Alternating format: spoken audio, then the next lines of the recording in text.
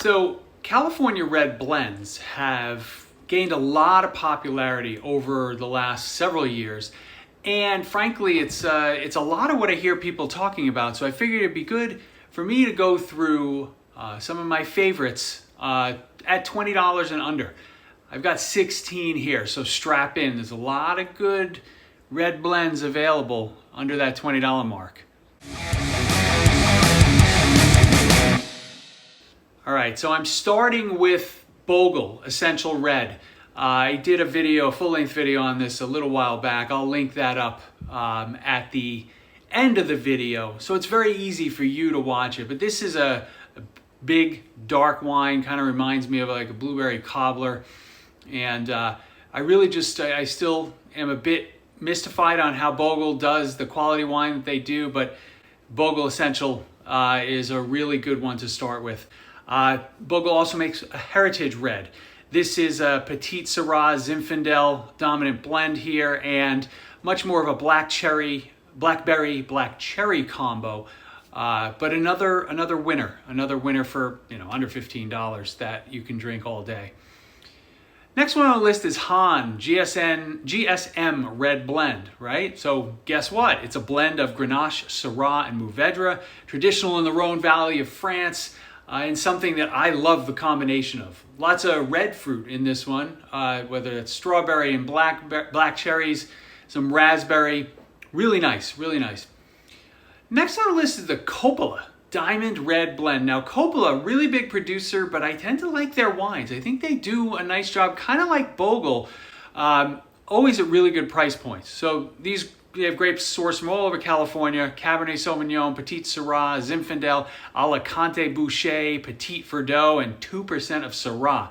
So, I mean, again, I don't know how anybody makes a blend out of all of that, but there's a fair amount of oak here, but it comes across as well managed. It's rich and dark without being sweet, which is a problem that I have with a lot of red blends these days. Not the Coppola. Next, Kaleidoscope Red Blend, which is made by the Michael Mondavi family. Black cherries, plums. I've gotten a bit of chocolate at the end. Really nice. The wine was surprisingly well balanced for something that's under the $20 price point. Next here is Wente Mount Diablo Highlands Red Blend. So this is more of a medium-bodied blend, more red cherry in profile, unlike the first few that we've mentioned here. I love the Wente Chardonnay, right? The Riva Ranch. So this is a blend of Cabernet Sauvignon, Petit Verdot, Merlot, Barbera, Tempranillo, Cabernet Franc, and Malbec. Again, how somebody ultimately decides on these ratios and blends of wine that's really good, like this one, is beyond me. We're going to move to the good people from Hess Select. Hess Select Trio, or Treo, Winemaker's Blend. It's a pretty rich wine, but again, a well-done blend that's dominated by Petite Sirah and Merlot.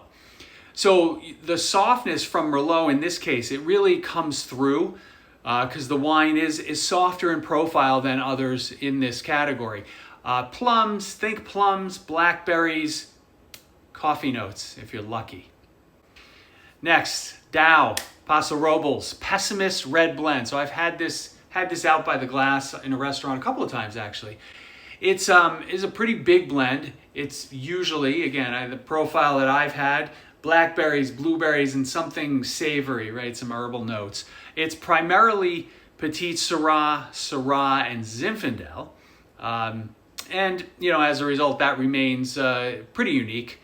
Really, really nice wine. And Dow tends to do well with my palate, or I tend to do well with Dow wines with my palate. Locations by Dave Finney, CA. See the big CA on the label. Another Petite Sirah Zinfandel blend. Are you noticing a pattern like I am?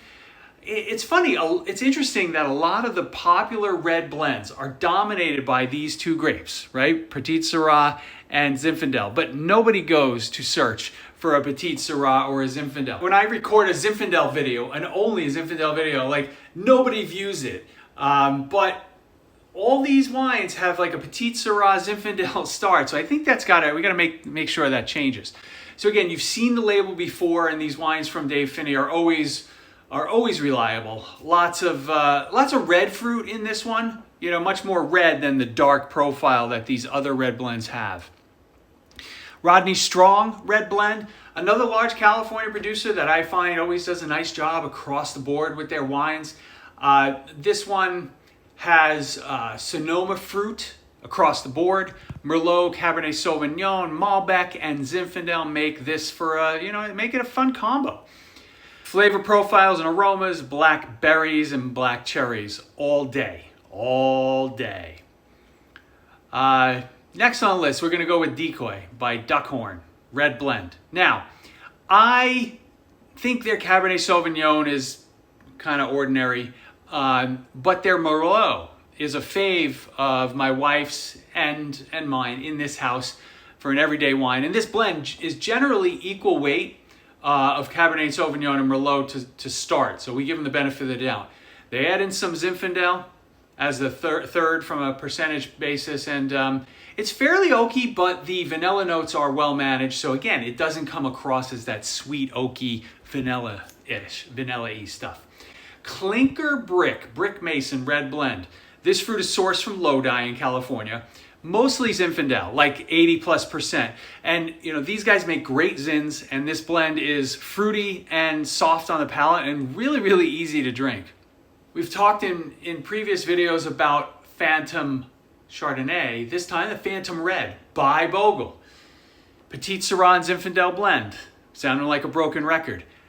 This one's dark. It's got lots of baking spices and vanilla notes. But again, well integrated, well managed, and just a real pleasure to drink.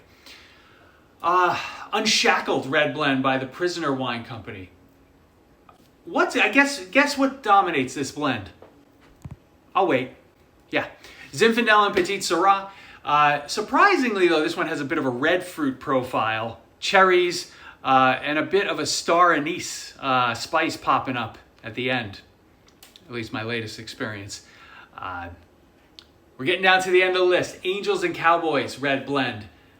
Zinfandel, Petit Syrah, and some Grenache. So what they do, which is pretty unique, is that they vinify the grapes separately, and then they bring them together in French oak after 6 months. And the barrels that they use are kind of between like light and medium toasted, so the wine comes across really friendly. You get a little bit of oak influence, but not very much. Think plums, cherries, and raspberries. Last but certainly not least, Intercept by Charles Woodson red blend. I like the name since he was a defensive back in the NFL. Intercept, that's fun. This one's dominated by Petit Syrah, Zinfandel, and Syrah, about 85% of the blend. It's aged in oak for 18 months, so you need to enjoy that oaky profile for this wine.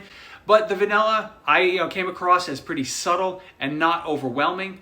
Flavors and aromas, blackberries, blueberries, some licorice, if you're lucky.